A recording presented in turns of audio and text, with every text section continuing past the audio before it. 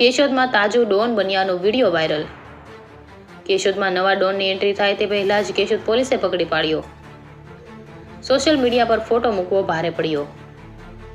કેશોદ શહેર વિસ્તારમાંથી લીલા પીળા કલરના હાથાવાળી છરી સાથે એક ઇસમને પકડી પાડતી કેશોદ પોલીસ।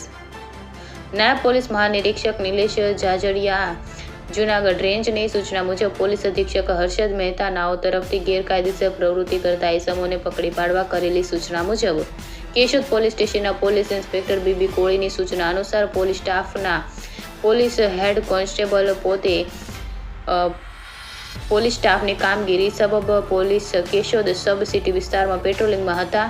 દરમિયાન સોશિયલ મીડિયામાં પોસ્ટ વાયરલ કરીને લોકોમાં ભયનો માહોલ ઊભો કરનાર ડોનને કેશોદની બાહોજ પોલીસ ટીમ દ્વારા કેશોદ ધોબી શેરી ભમરિયા કુવા પાસે રહેતો આકિબ રજાભાઈ મહેડા મુસ્લિમ જેને ઝડપીને તેમની પાસેથી લીલા પીળા કલરની એક નીચે હાથવાળી તથા ઉપર અણીવાળી એક બાજુ ધારવાળી અને ઉપર ડિઝાઇનવાળી છરી 100 રૂપિયાવાળી પકડી પાડ્યો હતો।